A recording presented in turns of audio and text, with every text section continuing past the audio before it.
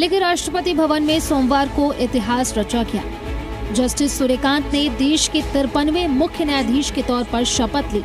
राष्ट्रपति द्रौपदी मुर्मू ने उन्हें पद की शपथ दिलाई और शपथ के तुरंत बाद जस्टिस सूर्यकांत ने मंच पर मौजूद अपनी बहन और बड़े भाई के पैर छूकर आशीर्वाद लिया।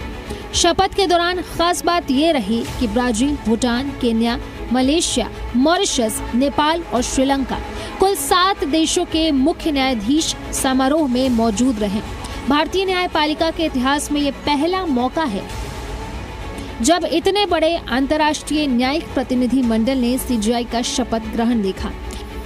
शपथ के बाद जस्टिस सूर्यकांत ने प्रधानमंत्री नरेंद्र मोदी और अन्य से मुलाकात की।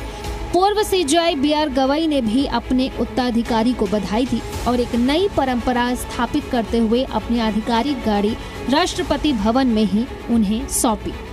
रविवार को सीजेआई गवई का कार्यकाल खत्म हुआ और अब जस्टिस सूर्यकांत लगभग 14 महीने तक देश की न्यायपालिका का नेतृत्व करेंगे।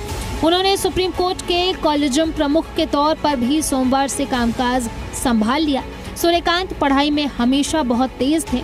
वहीं शपथ को लेकर हिसार की बार एसोसिएशन और वकीलों में जश्न का माहौल नजर आया। हिसार में डिस्ट्रिक्ट बार एसोसिएशन ने जस्टिस सूर्यकांत के शपथ को लेकर हवन कराया। एमडीयू यूनिवर्सिटी में जस्टिस सूर्यकांत के सहपाठी रह चुके एडवोकेट सुभाष गोदारा ने बताया कि जस्टिस सूर्यकांत हमेशा शैक्षणिक गतिविधियों में आगे रहते थे और हमेशा उनके हाथ में किताब रहती थी।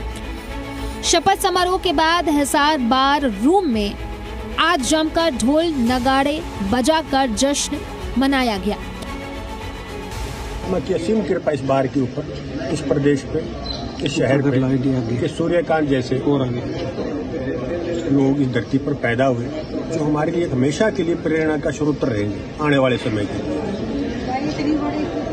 जस्टिस सूर्यकांत जी एक बड़े हम्बल बैकग्राउंड में एक टीचर के घर पैदा होकर के उन परिस्थितियों में पढ़ करके आए जहाँ पे दिए की रोशनी से भी पढ़ाई और टाट पे बैठ करके पढ़ने की व्यवस्थाएं थी।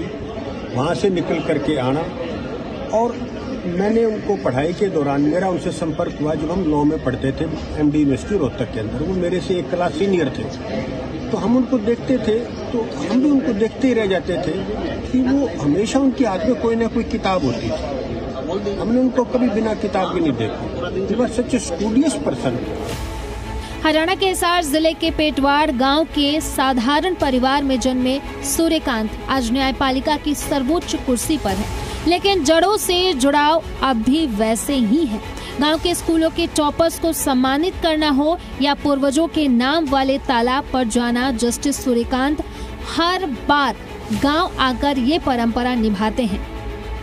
सूर्यकांत का जन्म गांव में हुआ, प्राइमरी एजुकेशन गांव में हुई, हाई स्कूल की शिक्षा गांव में पूरी की, मैट्रिक पेटवाड़ गांव से की और उसके बाद भी government post graduate college Hisar से उसने ग्रेजुएशन किया और एमडी यूनिवर्सिटी रोहतक से ही लॉ ग्रेजुएशन किया।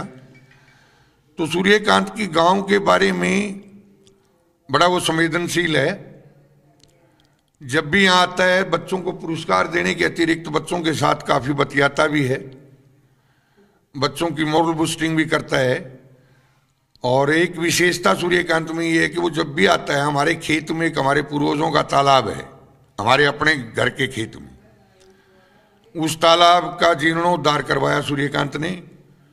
उस पर 200 से ज्यादा पौधे लगवाए हुए हैं और जब भी वो गांव में आता है, चाहे वो 10 मिनट के लिए जाओ तालाब पर, तालाब को देखने के लिए, पौधों को देखने के लिए जाता है।